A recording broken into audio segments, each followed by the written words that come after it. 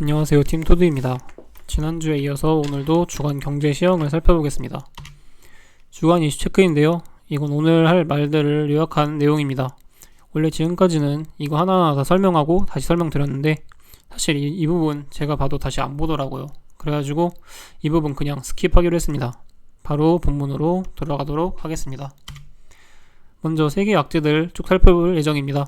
세계 미래 재고가 조만간 바닥난다는데요. 우크라이나 전쟁으로 인해서 공급망에 대란이 일어났기 때문이겠죠. 거기에 추가적으로 폭염과 가뭄 등 이상 기후가 덮쳤기 때문에 식량 보호주의의 가속화가 우려되는 상황입니다. 그 다음은 젤렌스키 우크라이나 대통령이 크림반도를 되찾겠다고 처음으로 전쟁 목표를 명시했습니다. 결사항전 의지가 상당히 보여지며 서방에는 계속 무기 지원을 해달라고 하는 상황입니다. 세 번째는 영국 브렉시트 협약이 파기를 강행했다는 소식입니다. 따라서 보복 관세를 꺼냈던 유럽연합과 영국이 북아일랜드 통관 장벽을 해제해서 이 두 가지가 맞물려서 유럽 무역 분쟁으로 확산될 우려가 있다고 합니다. 네 번째는 미국 도매 물가가 또 두 자릿수로 상승했다는 그런 기사입니다. 5월에 생산자 물가가 상당히 많이 높아졌는데요. 작년 12월 이후로 6개월 연속 두 자릿수를 보여주고 있습니다. 따라서 이 또한 경제에 상당히 악재로 작용할 것으로 생각하고 있습니다. 그 다음은 유럽 천연가스가 또 폭등했다는 그런 내용입니다. 아시다시피 전쟁 때문인데요. 러시아는 독일에 가스 공급하는 것을 40% 감축하겠다고까지 했고 지난주에 수출 차질 전망에 그런 16% 정도 하루 만에 급등하는 현상이 일어났어요. 따라서 에너지 또한 올해 내내 악재로 작용할 것으로 생각합니다. 그 다음은 미국 핵심 경제 소비가 작년 말 후 처음으로 감소하였다.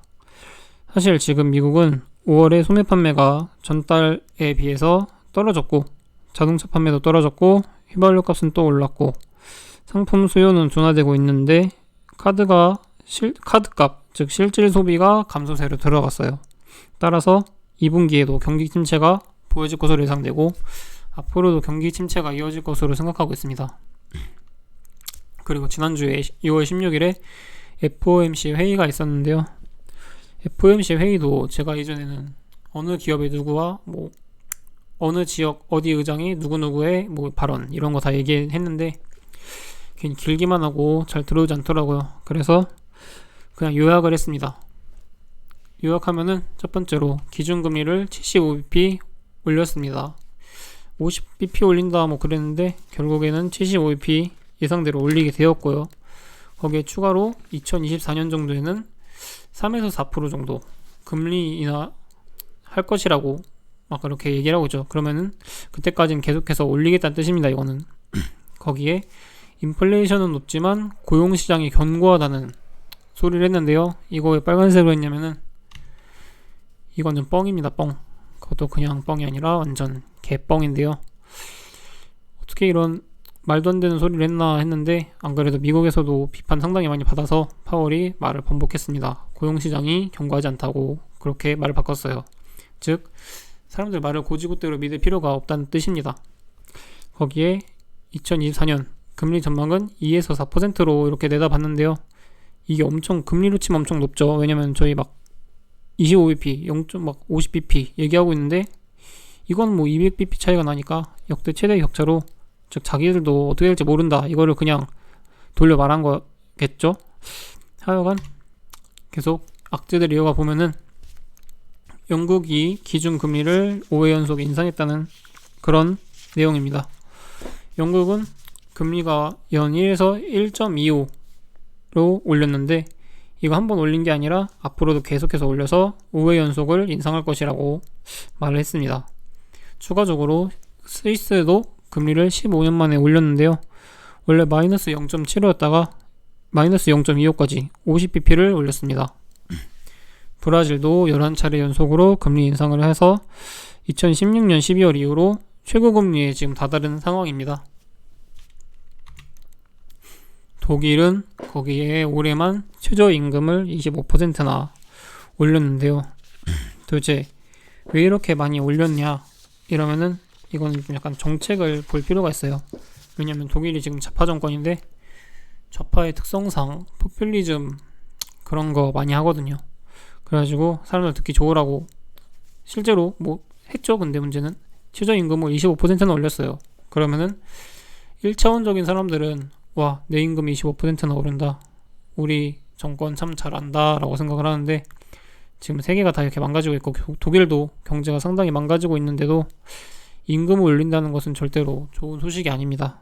실제로 기업이 줄 만한 돈은 정해져 있는데 이거를 25% 올리면은 돈이 늘어나는 것도 아니고 누가 줄어들겠습니까?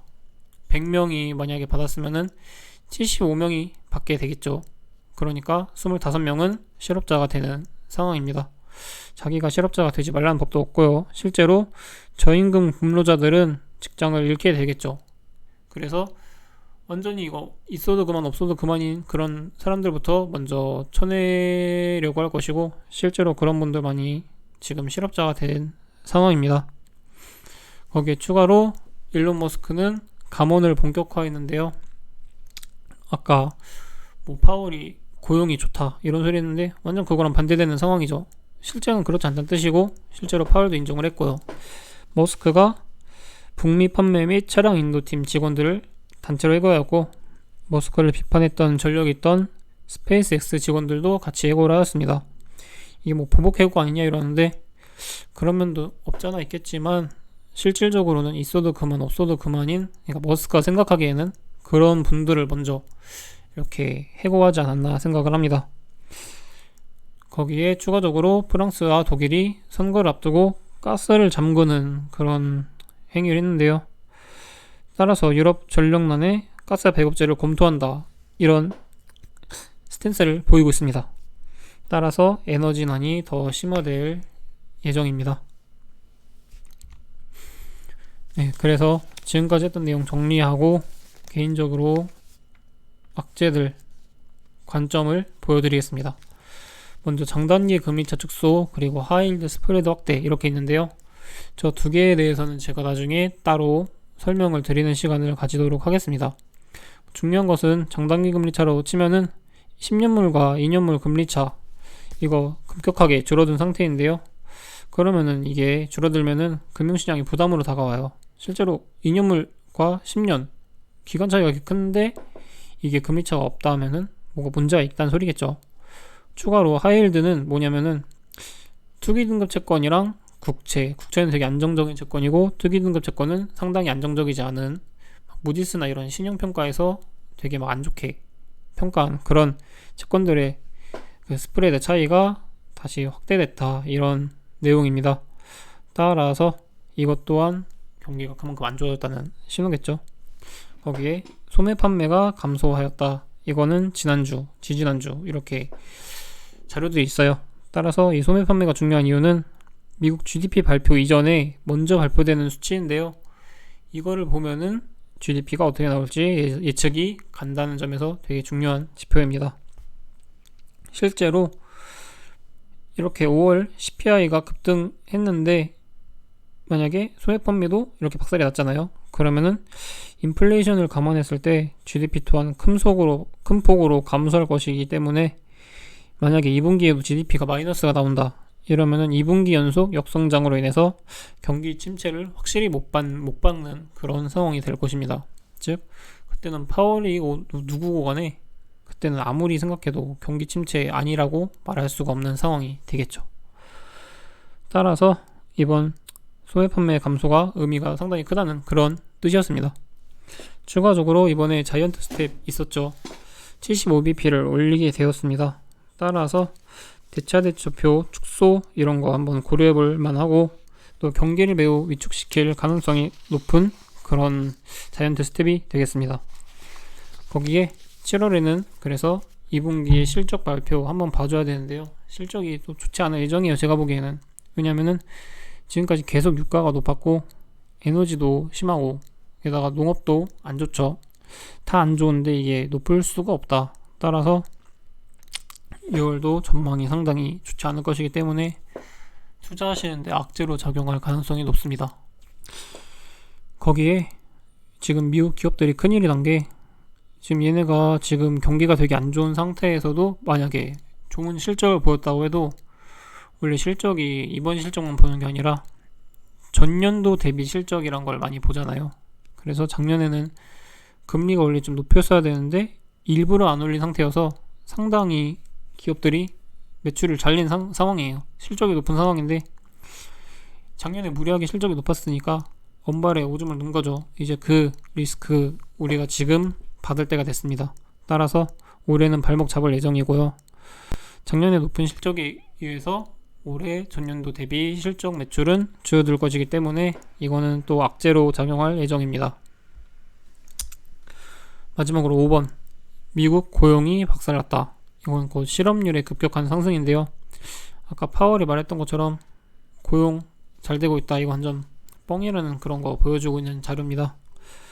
실제로 연준에서도 그 말 한 번 하고 이렇게 안 좋은 소리 들으니까 실업률 상승을 어느 정도 예상하고 있다고 말을 바꿨죠.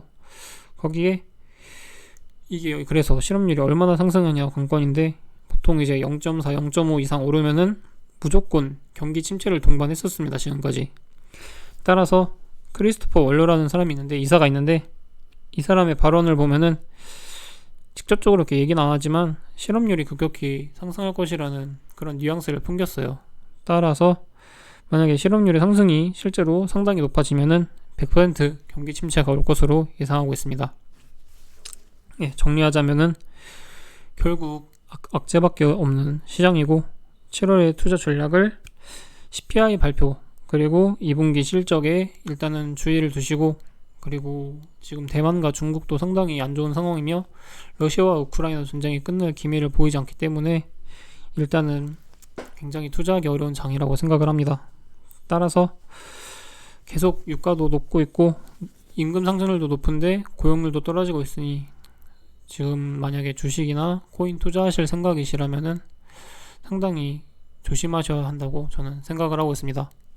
네, 이번 주간 시황은 여기서 마치겠고요. 지금까지 경제시황 담당하는 팀 토드였습니다.